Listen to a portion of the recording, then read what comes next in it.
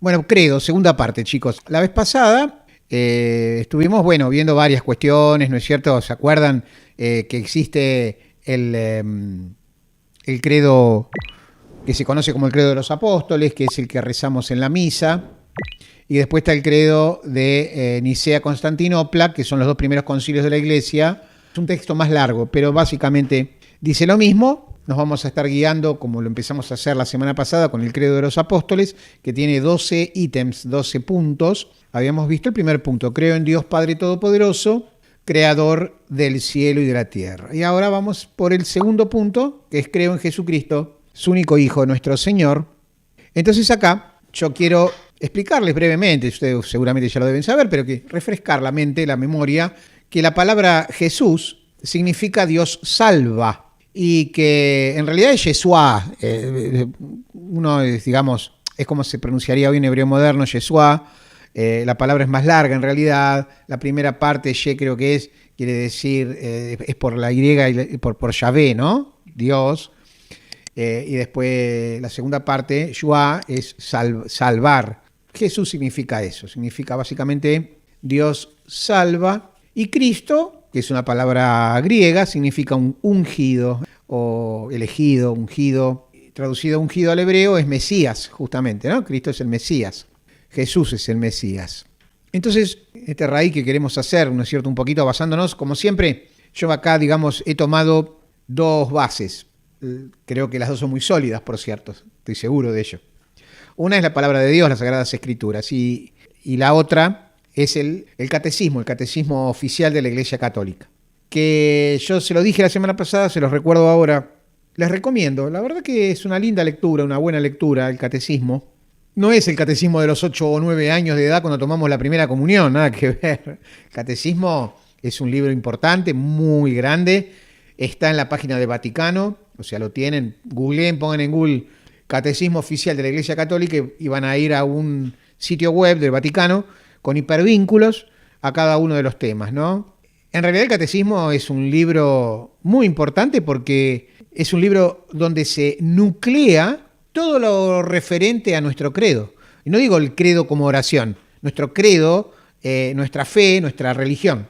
Si hay un lugar donde vos podés ir y ver, a ver, un tipo que no sabe lo que es ser católico y quiere saber qué es ser católico, y bueno, tiene que leer el catecismo, básicamente. Vamos a continuar entonces nutriéndonos de la palabra de Dios, porque decimos creo en Jesucristo, su único Hijo, porque veníamos de decir creo en Dios Padre Todopoderoso, creador del cielo y de la tierra, y luego decimos creo en Jesucristo, su único Hijo, nuestro Señor, nuestro Señor. Señor es lo mismo que decir nuestro Rey, el hacedor de las cosas. A ver, ustedes ven que cuando yo les pongo placas del Antiguo Testamento, yo tomo de Reina Valera 1960, les cuento, porque es una de las traducciones más literales, ¿no? Más fieles a lo que hace, por ejemplo, el Antiguo Testamento a la lengua original, que es el hebreo, en la cual fue escrito. Algunas cosas en hebreo, muy pocas en arameo, y en el Nuevo Testamento todo en griego. Bueno, tanto el Antiguo como el Nuevo Testamento, Reina Valera es 1960 es la versión que toma de la lengua original en la que fue escrita la Biblia y la traduce directamente, en nuestro caso el castellano, ¿no? Las lenguas vernáculas de cada nación, de cada región.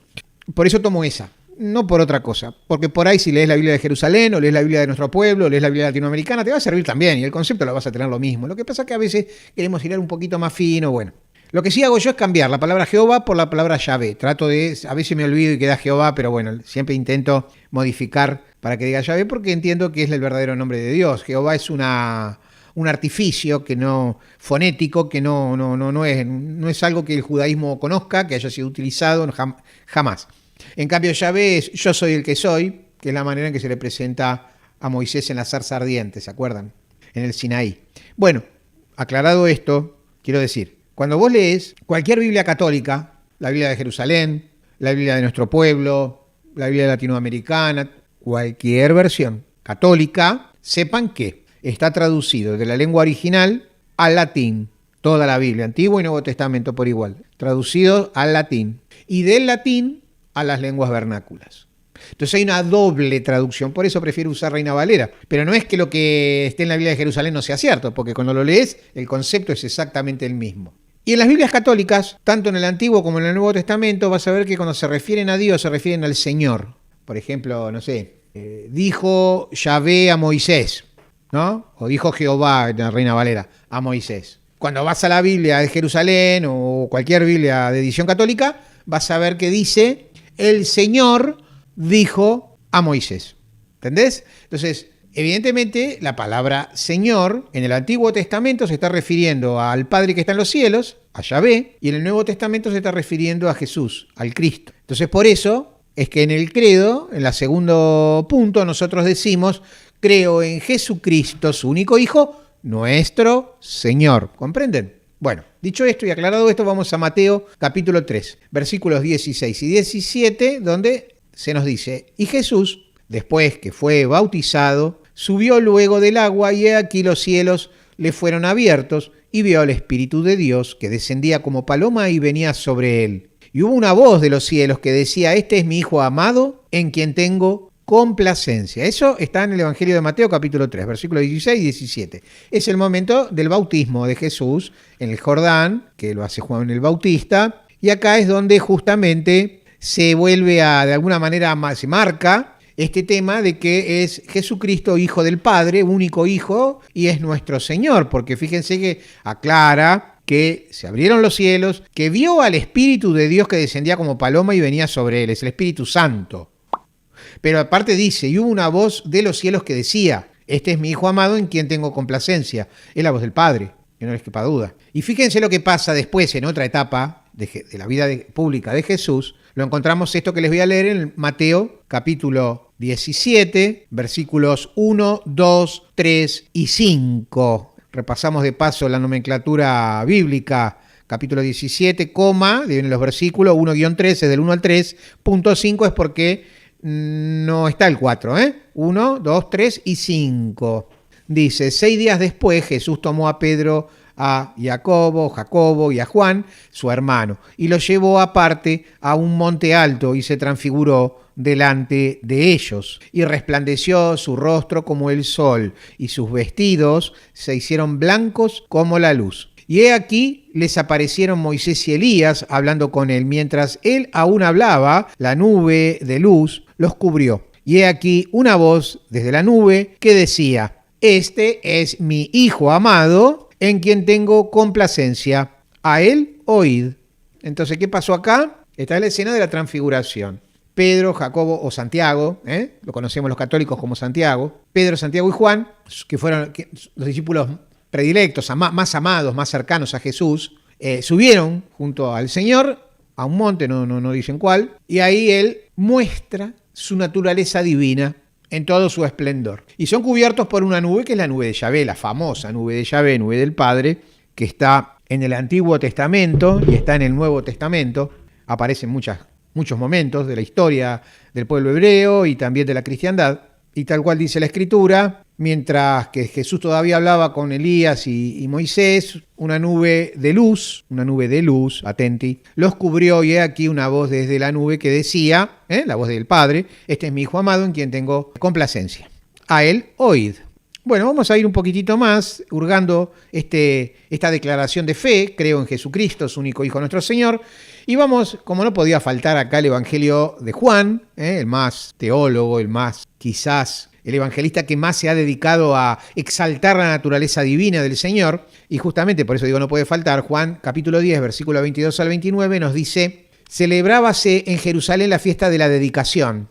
Era invierno, y Jesús andaba en el templo por el pórtico de Salomón. Y le rodearon los judíos y le dijeron, ¿hasta cuándo nos turbarás el alma? Si tú eres el Cristo, dínoslo abiertamente. Jesús les respondió, os lo he dicho y no creéis, las obras que yo hago en nombre de mi Padre, ellas dan testimonio de mí. Pero vosotros no creéis porque no sois de mis ovejas, como os he dicho. Mis ovejas oyen mi voz y yo las conozco y me siguen, y yo les doy vida eterna, y no perecerán jamás, ni nadie las arrebatará de mi mano. Mi Padre, que me las dio, es mayor que todos, y nadie las puede arrebatar de la mano de mi Padre. Yo y el Padre somos uno. A ver, ¿por qué les leo esto de Juan, del Evangelio de Juan? Porque, como dicen los abogados, ¿no? A confesión de parte, relevo de pruebas. O sea, acá es Jesús mismo el que confiesa ser el Hijo de Dios. ¿Por qué? Vuelvo a decir y vuelvo a señalar, dice, mi Padre me las dio. Y por si alguien tiene duda y a qué Padre se refiere, mi Padre me las dio, es mayor que todos y nadie las puede arrebatar de la mano de mi Padre. Yo y el Padre somos uno. Creo que queda claro. En el Evangelio de Marcos, en este caso, en el capítulo 14, versículos 61 y 62, dice, mas él callaba y nada respondía, se refiere a Jesús, ¿no? Mas él callaba y nada respondía. El sumo sacerdote le volvió a preguntar y le dijo, ¿eres tú el Cristo, el Hijo del bendito? Y Jesús le dijo, yo soy. Y veréis al Hijo del Hombre sentado a la diestra del poder de Dios y viniendo en las nubes del cielo. Listo, chicos, ya está. Acá que el último apague la luz si queda alguna duda. Lo volvió a decir él. ¿Eres tú el Cristo, el Mesías? ¿El Hijo del Dios bendito? Sí, yo soy, dijo. No tuvo ningún problema. ¿Ok? En Marcos capítulo 5, versículos 1 al 13 dice, este es un poquito más largo, son 13 versículos chicos, pero a veces no queda otra porque si no sacamos demasiado de contexto las frases.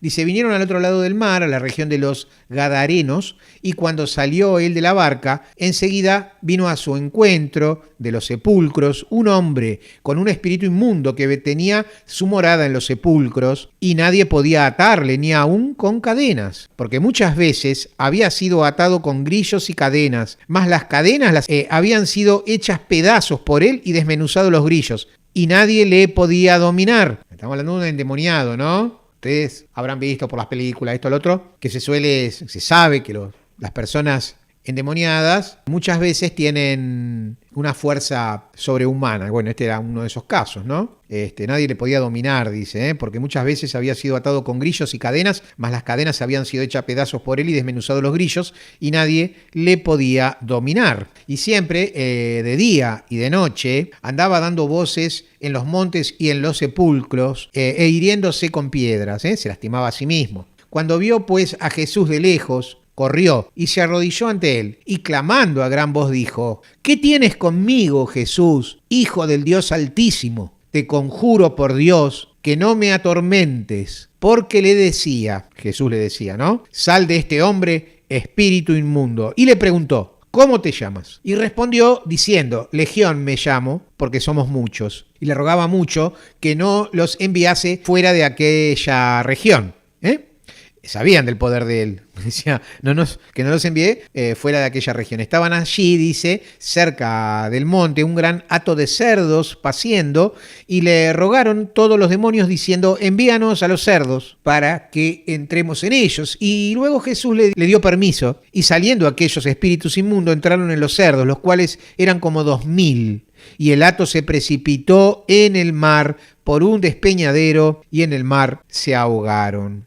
Bueno, yo siempre digo que este pasaje del Evangelio de Marcos, seguramente es la primera crónica escrita, el primer relato de un exorcismo. ¿Por qué se los leí? Ustedes dirán, ¿qué tiene que ver esto con la profesión de fe? Creo en Jesucristo, su único Hijo, nuestro Señor. Bueno, estamos buscando los pasajes del Evangelio donde o bien Jesús confiesa a él ser el Hijo de Dios, nuestro Señor, o bien los demás lo dicen de él.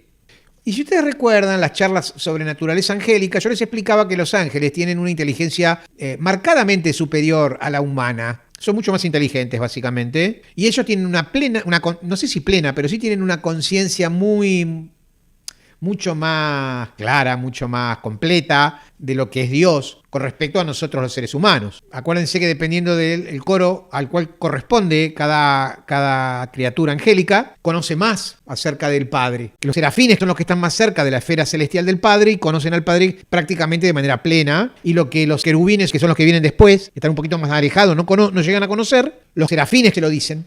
Y así con todos los coros celestiales hasta llegar a los ángeles, ¿no? Que son el 9º coro. O sea que los ángeles caídos, que son ángeles, son los demonios actuales, son los que le dieron la espalda a Dios, conocen plenamente a Dios, se puede decir, saben de Dios. Entonces por eso se los leí, porque fíjense que dice, cuando vio pues a Jesús de lejos, el endemoniado, ¿no? Corrió y se arrodilló ante él y clamando a gran voz dijo, ¿qué tienes conmigo, Jesús, Hijo del Dios Altísimo? Ya está, quedó todo pago, creo, ¿no? Acá no cabe la duda. Esto es entonces lo que yo les puedo humildemente traer a ustedes de las Sagradas Escrituras con respecto a Jesús. Efectivamente es el Mesías anunciado en Isaías 53, en varios salmos, en Oseas, en Jeremías, en tantos profetas del Antiguo Testamento que hablaron, fueron canales, fueron el canal por el cual Yahvé, Dios, el Padre que está en los cielos, se comunicaba con su pueblo elegido, el pueblo hebreo, y anunciaba que iba a venir el Mesías y que la cosa entonces iba a ser diferente, iba a cambiar. Vamos a analizar ahora juntitos el tercer punto del credo, que fue concebido por obra y gracia del Espíritu Santo y nació de Santa María Virgen. Esto... vaya que ha traído cola, ¿no?, a lo largo de los siglos y mucha discusión. Por ejemplo, con respecto a la virginidad de María, por ejemplo, con respecto a si realmente fue concebido de una manera sobrenatural, o sea, por obra y gracia del Espíritu Santo. Pero bueno, ustedes ya saben, yo no tengo por qué recalcárselo, porque calculo que compartimos la misma fe. Yo profeso la fe católica. Obviamente que yo creo en estas cosas. O sea, tengo convicción, tengo fe en que fue concebido por obra y gracia del Espíritu Santo y nació de Santa María Virgen. Que fue concebido por obra y gracia del Espíritu Santo, dice el tercer punto del credo, nació de Santa María Virgen. Entonces, volviendo de alguna manera en la placa a recordar que Jesús quiere decir Dios salva, y lo recuerdo justamente porque son las palabras, de alguna manera, que el arcángel Gabriel le dijo a la Virgen. Cuando le dice, llamará su nombre Jesús, perfecto, es Dios salva. Entonces, Mateo, al comienzo casi del Evangelio de Mateo, capítulo 1, versículos 19, 20 y 21, dice, José su marido, como era justo y no quería infamarla, quiso dejarla secretamente. Y pensando él en esto, he aquí un ángel del Señor le apareció en sueños y le dijo, José, hijo de David, no temas recibir a María, tu mujer, porque lo que en ella es engendrado del Espíritu Santo es. Y dará a luz un hijo y llamarás su nombre Jesús, porque él salvará a su pueblo de sus pecados. Este pasaje de Mateo te tira unas cuantas verdades. Así de chiquito, 3 versículos, te tira un montón de verdades. Vamos a verlo un poquito nosotros, entre ustedes y yo. Bueno, primero que ya sabemos lo de José, les recuerdo, me voy un poquito de Mateo, me voy un poquito a los evangelios no canónicos, donde hay información de que José era un hombre mucho más grande que la Virgen María, era viudo, había tenido un matrimonio previo, padre de 5 hijos, 3 varones y 2 mujeres. Él la recibe a la Virgencita, porque tenía 12 años, una nena. Porque nada, en el templo la tuvieron desde los 3 años, la criaron en el templo. ¿Se acuerdan de eso ustedes cuando hablamos en la Navidad última? De que la Virgen, en el Adviento último en realidad, la Virgencita recibía la comida de las manos de un ángel a la hora nona y que, ella fue criada de una manera muy especial, dado que iba a ser el vaso sagrado que iba a contener a la mismísima divinidad durante 9 meses, en su pancita, ¿no?, en su seno.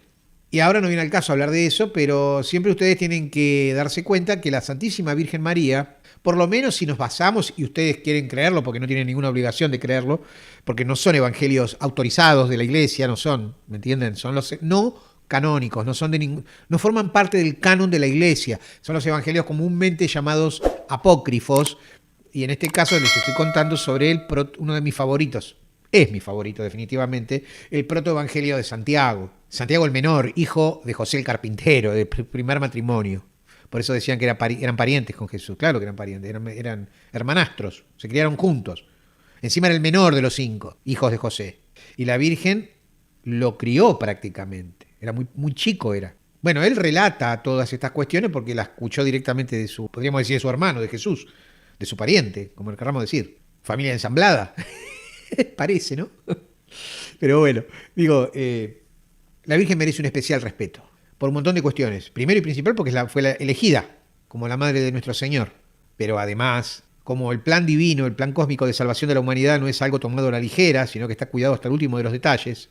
Por eso ya en Génesis, capítulo 3, versículo 15, es donde ya Yahvé le anuncia a la serpiente en el que dentro del plan estaba la Virgen María y obviamente Jesús el Cristo. Habrá una mujer que pisará tu cabeza y yo pondré enemistad entre tu linaje y el suyo. Es el evangelio más temprano que hay, el anuncio de la buena noticia. Por eso se habla de que Génesis 3.15 se lo considera el primer protoevangelio. Obviamente le sumamos después todo lo que hay en los salmos y en los diferentes libros proféticos, ¿no?, de los tanto profetas mayores como menores.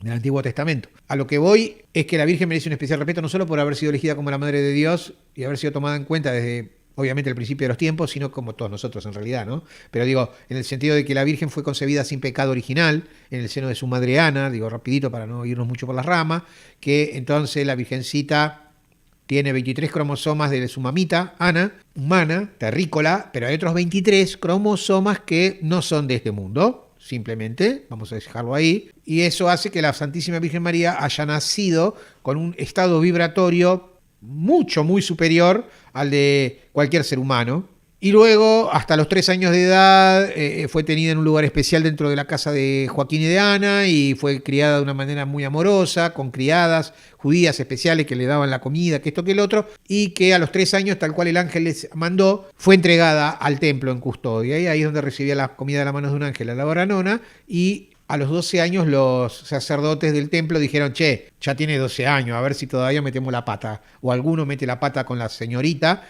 había empezado seguramente a desarrollar. Entonces rápidamente buscan, dicen, bueno, llamen a todos, el sumo sacerdote dice, llamen a todos los hombres probos, y un hombre probo para el pueblo hebreo era un hombre que haya tenido descendencia, que haya tenido esposa e hijos, gente más o menos con un buen pasar económico. Bueno, fueron llamados y el tipo dijo, bueno, yo voy a entregar palitos, una ramita a cada uno, donde se manifieste el Espíritu Santo, a ese le vamos a dar a la Virgen María.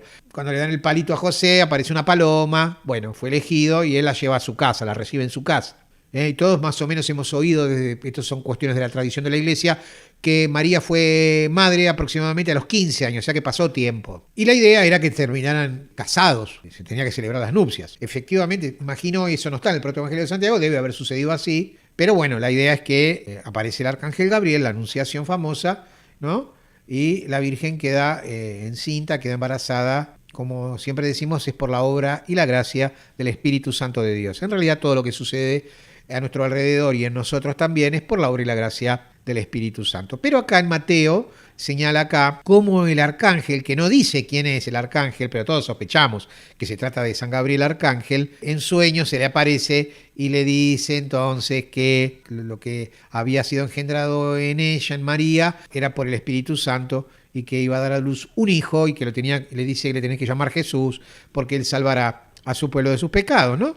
Ahora sí, en Lucas, que es el que más, Lucas es el evangelista que más se encarga de hablar de la infancia de Jesús, en el capítulo 1, versículos 30 al 35, nos dice entonces el ángel, refiriéndose a San Gabriel Arcángel, dice, entonces el ángel le dijo, María, no temas porque has hallado gracia delante de Dios, y ahora concebirás en tu vientre y darás a luz un hijo y llamarás su nombre Jesús. Este será grande y será llamado Hijo del Altísimo, y el Señor Dios le dará el trono de David, su padre, y reinará sobre la casa de Jacob para siempre, y su reino no tendrá fin. Entonces María dijo al ángel, ¿cómo será esto? Pues no conozco varón. Les aclaro, chicos, que el término bíblico de conocer es haber tenido relaciones sexuales. Entonces dice, ¿cómo será esto? Pues no conozco varón. Era virgen, obviamente. Respondiendo el ángel le dijo, el Espíritu Santo vendrá sobre ti y el poder del Altísimo te cubrirá con su sombra,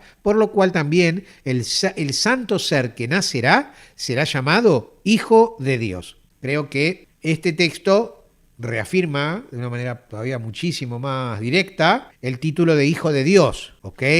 Fíjense cómo remarca el ángel que le dice, y ahora concebirás en tu vientre y darás a luz un hijo y llamarás su nombre Jesús, tal cual se lo había dicho a José, se lo dice a la Virgen, para que no haya malos entendidos ahí, ¿no? Pero miren lo que remarca, ¿no? Este será grande y será llamado Hijo del Altísimo. Para el pueblo hebreo el Altísimo es Yahvé, el Padre.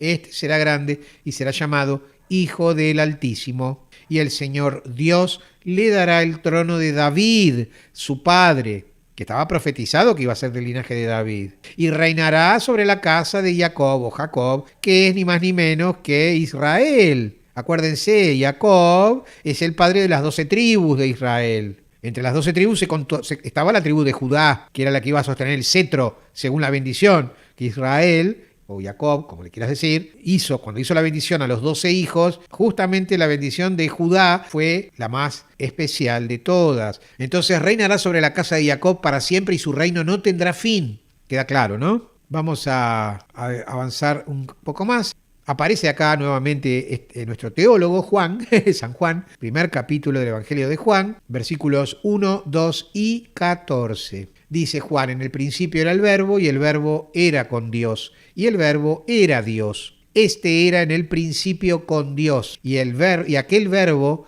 fue hecho carne y habitó entre nosotros. Y vimos su gloria como del unigénito del Padre, lleno de gracia y de verdad. ¿Vieron como dijimos en el anterior? Creo en Jesucristo, su único Hijo, nuestro Señor. Bueno, por eso acá también fíjense que viene a cuento. Y vimos su gloria como del unigénito. O sea, único, unigénito del Padre, lleno de gracia y de verdad. Y esto de que diga que Juan justamente es él, ¿no? ¿Quién más podría ser? Que dice, en el principio era el verbo. El principio existe desde siempre, obviamente, porque Dios, es increado, es eterno, es alfa y omega, es principio y fin de todo. En el principio era el verbo, y el verbo era con Dios, y el verbo era Dios, por si cabía alguna duda. Misterio de la Santísima Trinidad, hablando de la primera y segunda persona en este caso. Vamos a terminar un poquitín de ilustrar esto, que fue concebido por obra y gracia del Espíritu Santo y que nació de Santa María Virgen, pero en este caso quiero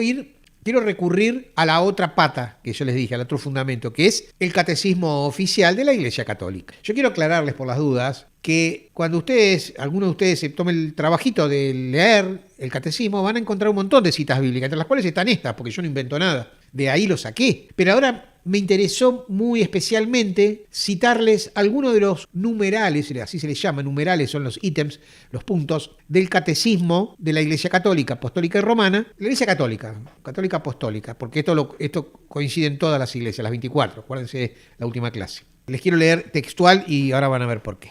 Un pedacito nomás, no se asusten, no es muy largo, del Catecismo Oficial de la Iglesia Católica. Vayamos primero por el numeral 461. Esto se los menciono por si alguien quiere ir a leerlo directamente de la fuente, ¿no? Dice, volviendo a tomar la frase de San Juan, el verbo se encarnó, y aclara Juan 1.14, la Iglesia llama encarnación al hecho de que el Hijo de Dios haya asumido una naturaleza humana para llevar a cabo por ella nuestra salvación. En un himno, citado por San Pablo, la Iglesia canta el misterio de la encarnación. Y cita textual, ¿no? Tened entre vosotros los mismos sentimientos que tuvo Cristo, el cual, siendo de condición divina, no retuvo ávidamente el ser igual a Dios, sino que se despojó a sí mismo, tomando condición de siervo, haciéndose semejante a los hombres y apareciendo en su porte como hombre, y se humilló a sí mismo, obedeciendo hasta la muerte y muerte de cruz.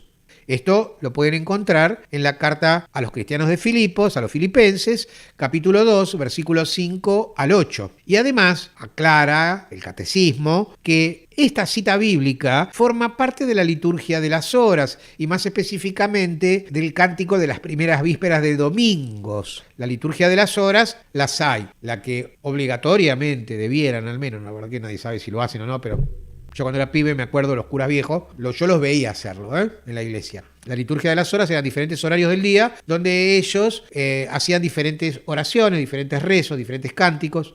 Y así están los maitines, está la hora del mediodía, está la primera hora vespertina, la hora de la noche, y así. Hay varios puntos, varios ítems o momentos del día donde el sacerdote tiene que orar, tiene que rezar. También existe la liturgia de las horas para el laico. Si alguien lo quiere, me avisa, yo le paso el link para que se baje la aplicación a su celular, porque existe la liturgia de las horas para llevar en el celular, para los laicos. Bien, vamos a la segunda placa sobre el catecismo, no hay más que estas dos. Y acá tenemos varios numerales de catecismo, del 479 al 483. Vamos uno por uno. 479 dice, en el momento establecido por Dios, el Hijo único del Padre, la palabra eterna, es decir, el verbo e imagen sustancial del Padre, se hizo carne. Sin perder la naturaleza divina, asumió la naturaleza humana.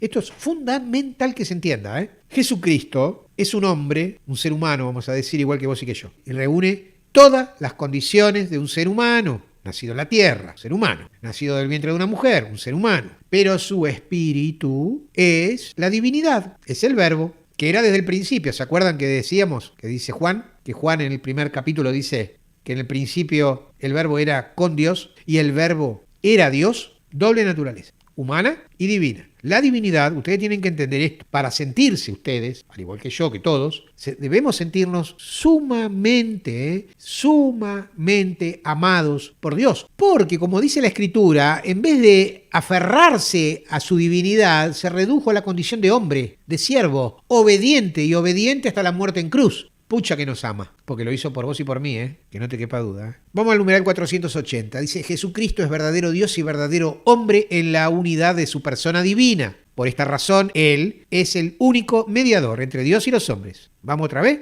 Jesucristo es verdadero Dios y verdadero hombre en la unidad de su persona divina. Quiere decir, no hay dos aspectos de la personalidad de Jesús. No es un esquizofrénico Jesús. Es algo holístico, es una unidad, divinidad y humanidad, reunidas en su humanidad, las dos naturalezas. Jesucristo es verdadero Dios y verdadero hombre. Más clarito que lo dice el catecismo no lo puedo decir, así que dejémoslo ahí. Jesucristo es verdadero Dios y verdadero hombre en la unidad de su persona divina. Por esta razón, Él es el único mediador entre Dios y los hombres. El único. ¿Quién más? Entre Yahvé, el Padre que está en los cielos, y nosotros, sino Jesucristo. Por eso el misal dice sacerdote para siempre, nombrándolo primero a Melquisedec, que fue un auspicio del sacerdocio de Cristo. Cristo, Jesús, el Cristo, es el puente, es el mediador, y sacerdote quiere decir puente o mediador, cosa intermedia, conexión. Esa es la idea de la palabra. Sacerdote es puente entre Dios y los hombres. Es el único mediador entre Dios y los hombres, obvio. En el 481 del numeral del catecismo dice, Jesucristo posee dos naturalezas, la divina y la humana, no confundidas, sino unidas en la única persona del Hijo de Dios. Más de lo mismo. Vamos al 482. Cristo, siendo verdadero Dios y verdadero hombre, tiene una inteligencia y una voluntad humanas, perfectamente de acuerdo y sometidas a su inteligencia y a su voluntad divinas, que tiene en común con el Padre y el Espíritu Santo. Yo sé que este numeral 482, para muchos, me incluyo, suele tener un grado de dificultad un tanto alta, ¿no? Para entenderlo, porque, claro, es de esperar que sea así, porque se está refiriendo al misterio de la Santísima Trinidad. Y yo creo que si hay un misterio súper misterioso que le gana a todos los demás, es justamente el de la Santísima Trinidad, un Dios que es uno y trino a la vez, un Dios que está formado por tres diferentes personas, Padre, Hijo, en este caso Jesús el Cristo, y el Espíritu Santo de Dios, pero que comparten una misma divinidad. Entonces, Cristo, siendo verdadero Dios y verdadero hombre, tiene una inteligencia y una voluntad humanas, porque es un hombre, obvio, perfectamente de acuerdo, dice, y sometidas, la inteligencia y la voluntad humanas, a su inteligencia y a su voluntad divinas, que tienen en común, o sea, la misma inteligencia y la misma voluntad divina, las tienen en común con el Padre y el Espíritu Santo. Por eso digo, tres personas distintas que comparten una misma divinidad. Perdonen que me olvido a veces de poner la cámara. Les pido perdón, no quiero parecer que me oculto detrás de la placa. Me pongo a hablar y me olvido, perdónenme. Vamos al numeral 483. La encarnación es, pues, el misterio de la admirable unión de la naturaleza divina y de la naturaleza humana en la única persona del Verbo. Fíjense cómo la Iglesia, la Madre Iglesia, se ha preocupado para dejar bien en claro la doble naturaleza de Jesús, humana y divina a la vez. Dice, la encarnación es, pues, el misterio de la admirable unión de la naturaleza divina y de la naturaleza humana en la única persona del Verbo. Son grandes verdades y fundamentos de la fe, son cosas, son ítems que son fundamentales en la fe de un católico, de un cristiano.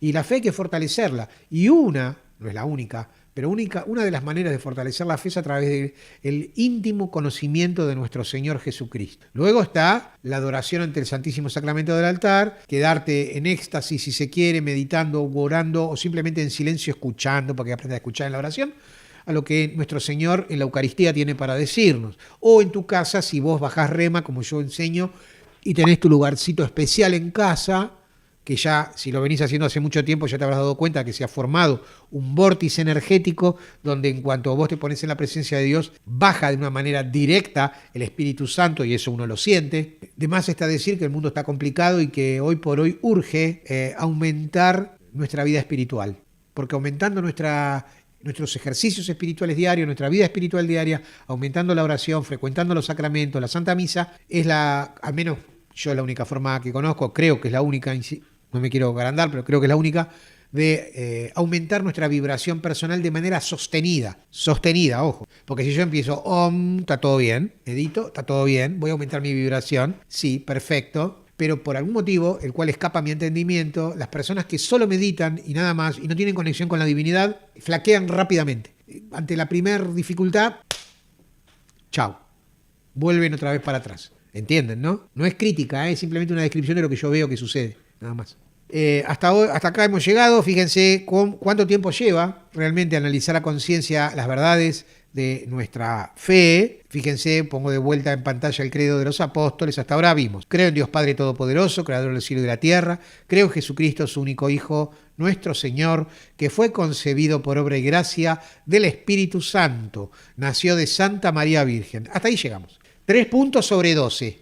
Bueno, nada más, que Dios los bendiga, los proteja siempre. Muchísimas gracias por estar ahí.